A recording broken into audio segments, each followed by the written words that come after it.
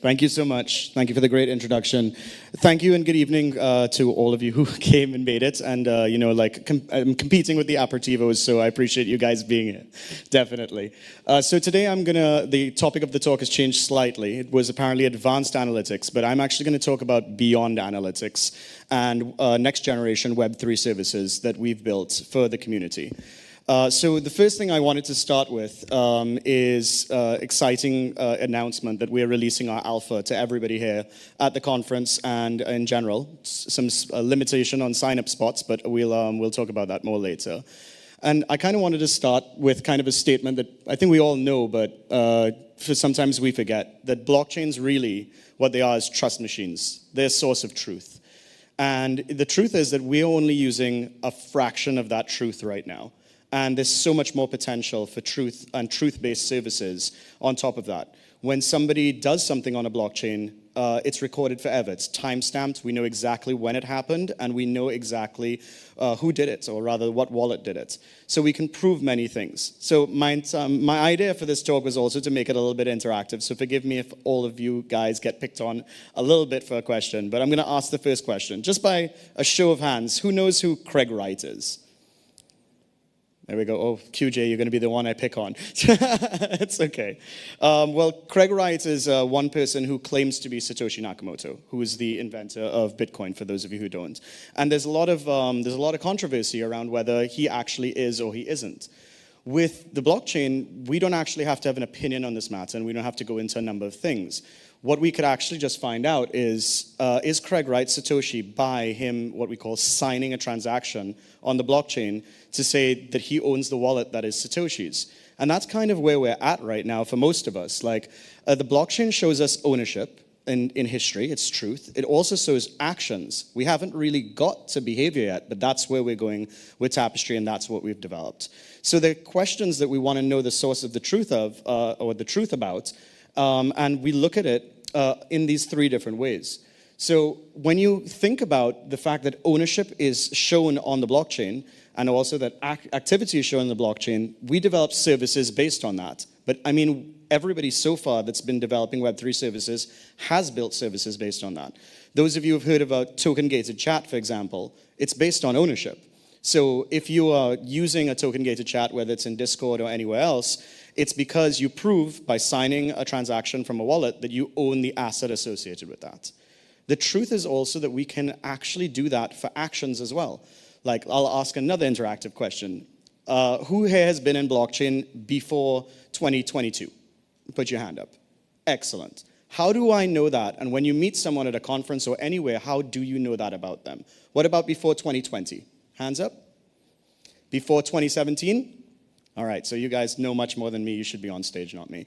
But the idea is you have no real way to prove that. But the truth is you can by just signing a transaction from a wallet that existed at that time. And that's what we've basically built. But we're doing more than just ownership and activity. We're grouping these and constantly monitoring them and looking at it as behavior. So we're building what we believe is the first adaptive Web3 services. And we do it kind of simply by looking at on-chain data and transforming that into on-chain behavior. We're grouping people as what they do. So whether somebody is a hyperactive user, whether somebody is a flipper, whether they're a holder, whether they're a trader, whether they're a really long-term investor, whether they think about only high-quality assets, or whether they think about like low-end, let's say, degen kind of assets. These things matter to who you are and also what you're interested in. So based on these analytics, what we've done is we've built services that are adaptive to who you are. And the first one that we've built is a recommendation system. The second one that we've built is smart communication, and the third one is smart delivery. And the reason for that is thinking about what we do already in the Web 1 or the Web 2 world. We understand who our customers are, or our audience, our users. We communicate to them differently, we segment them, and then we deliver them products that are right for them. And we're replicating this into Web3, and nobody else has done this yet. So kind of the overall idea, which is what I just said, is we are creating adaptive Web3 services for you based on who you are today. And the reason we say it's adaptive is because on-chain data is continuously being created. And so what you did, who you were in blockchain last month, may not be who you are in blockchain today. And so as we keep up with that, with live functions and live reading of what you do on-chain, we're able to provide you with better services to be able to do what you want to do on blockchain. So I'm happy to introduce you guys our platform. And like I said, like the kind introduction said, I've been in blockchain since 2017. And when I came in, the first thing that I thought is, oh my God, we need better UX.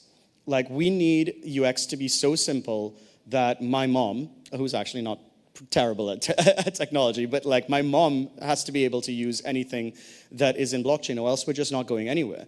So my orientation was, we have to build something that's as simple for a Web 2 user to use, but as powerful as Web 3 can offer.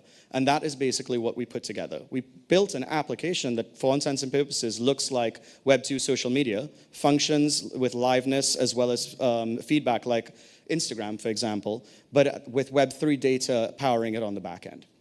So the first thing, as I said, we built, one of the first things we built was a profiling feature.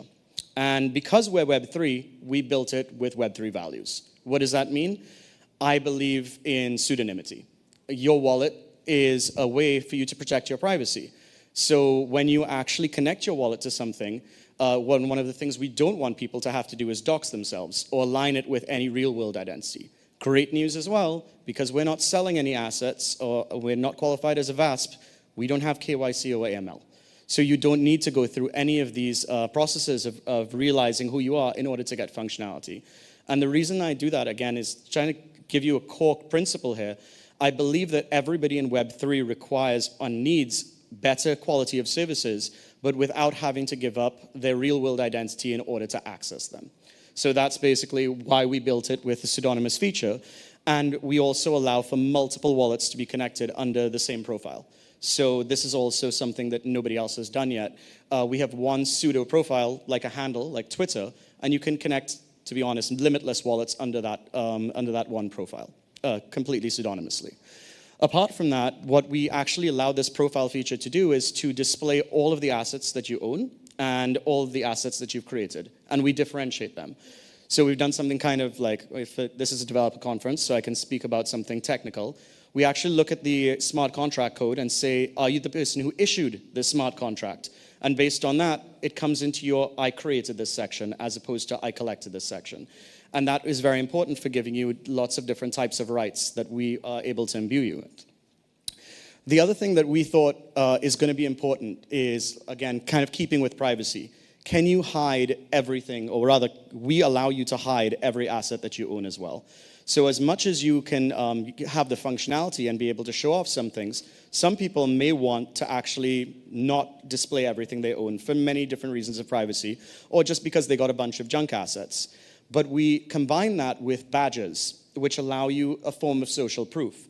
So one of our badges, which you'll see in the top left of the corner there, even though you're just seeing the iconography, is like an Ethereum whale, which means, I don't know, I own over 100,000 Ethereum, let's just say. And because you have that, you can say that you're a whale, but you don't have to show your balance. You don't have to show your assets, none of those things. So it gives you the ability to say, I'm serious, I'm blockchain since 2017, which is another one of our badges. So you can actually interact with people on a real basis, based on the fact that they are not just telling the truth about themselves. They're not telling it. They're just actually claiming the wallet that already holds the truth because of the blockchain.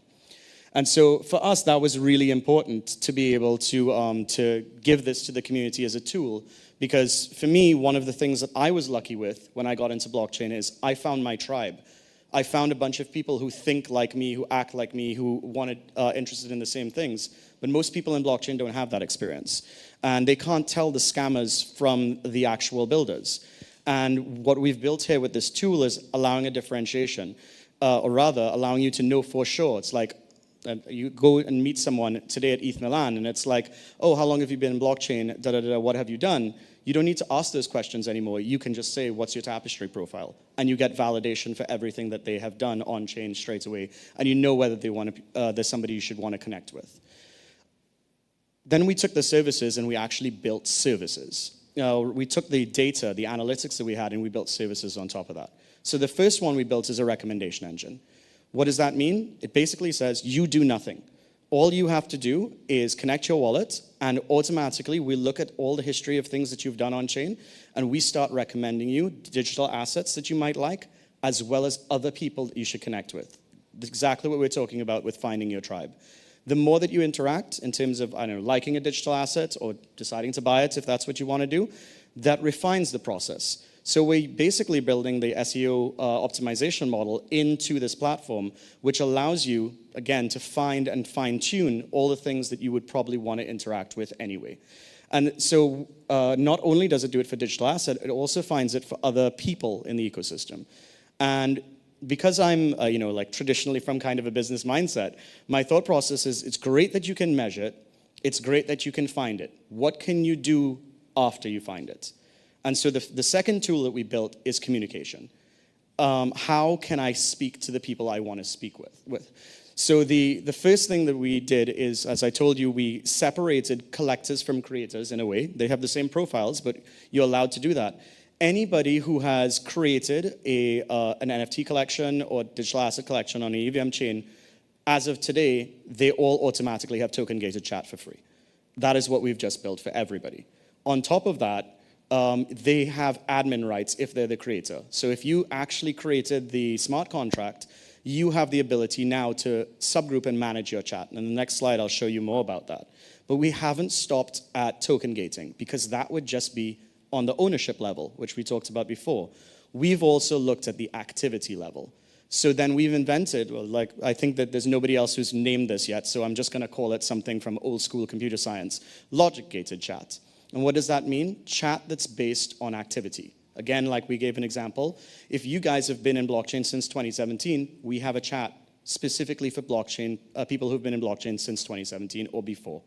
And the same thing with 2020 and 2023. And it doesn't just have to be that time-based activity.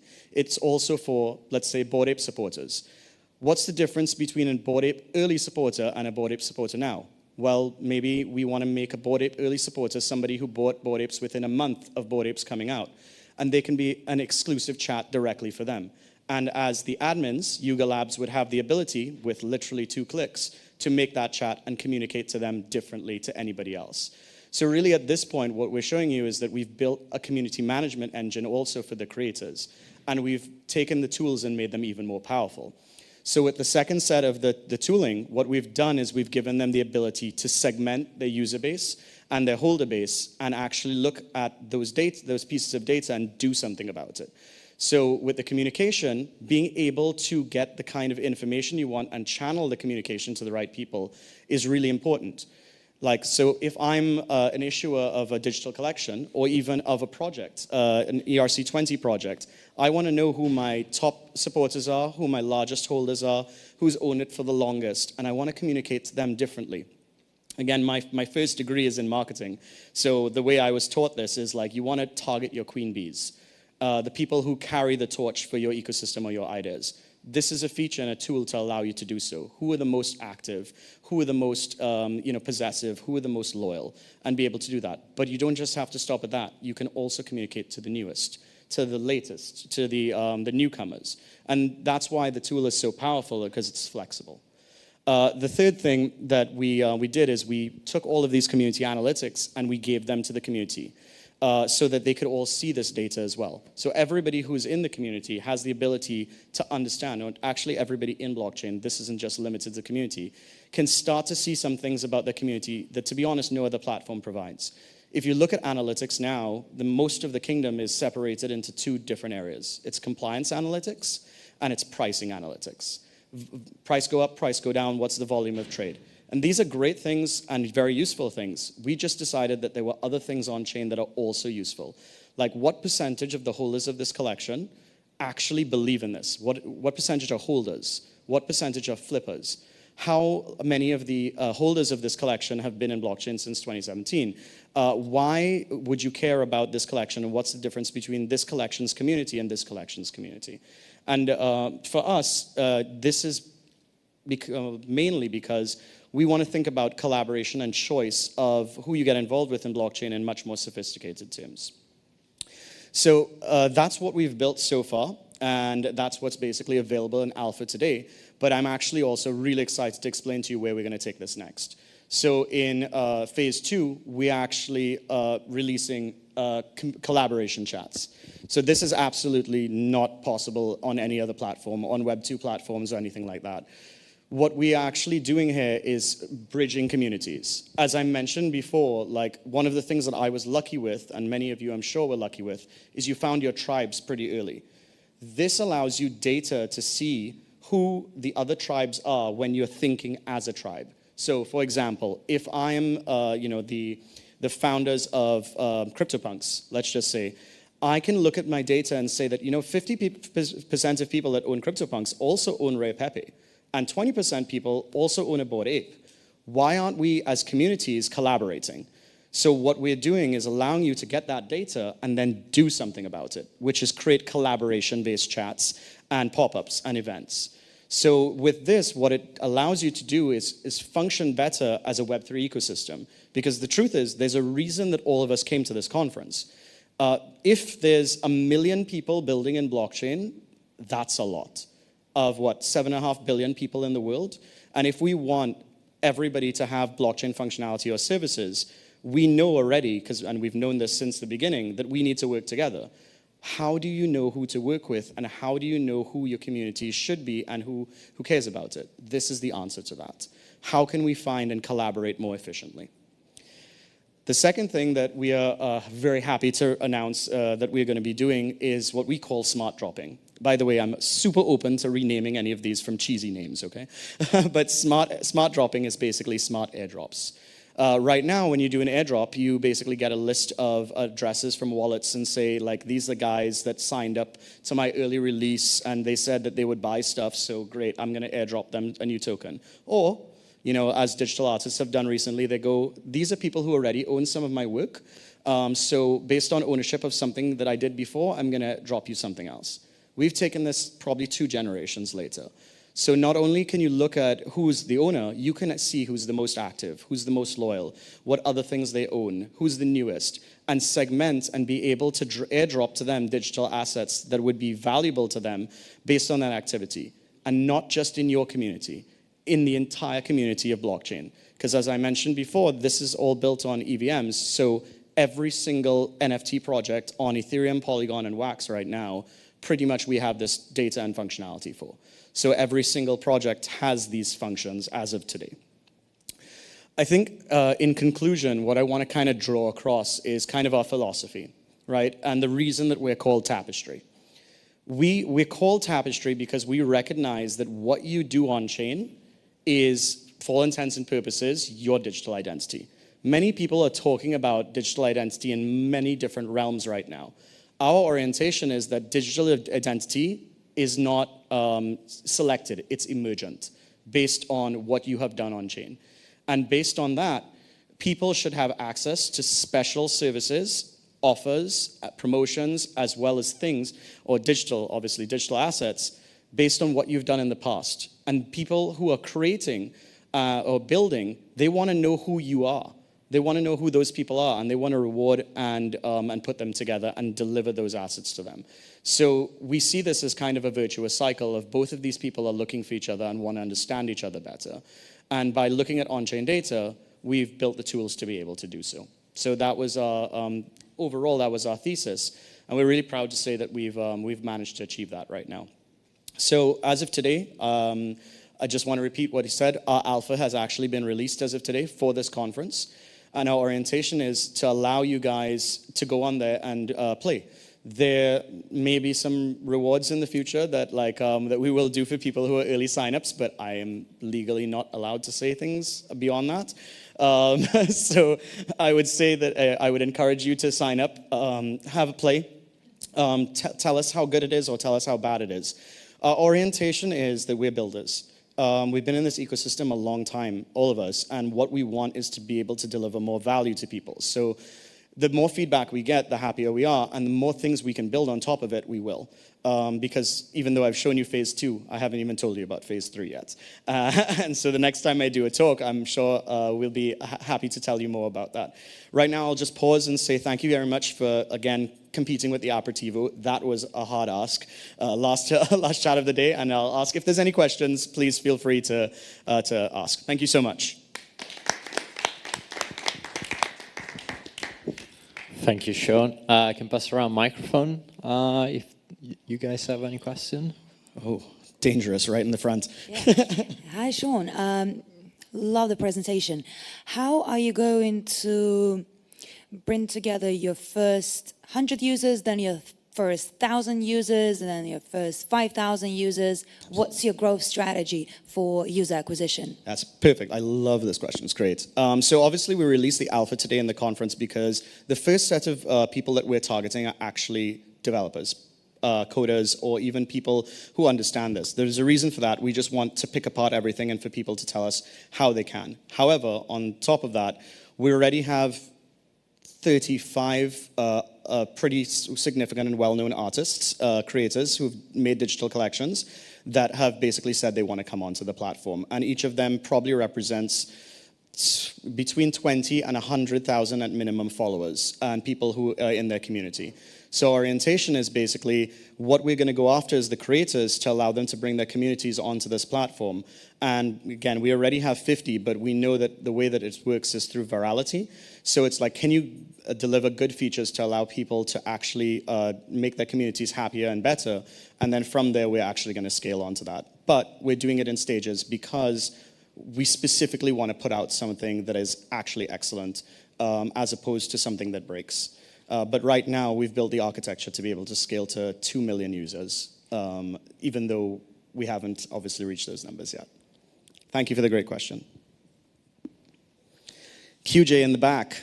Person in the back. I feel like a lot of my audience are plants, by the way. Thank you guys for coming, friends I know. Hello. I would like to ask what protocols are we built on?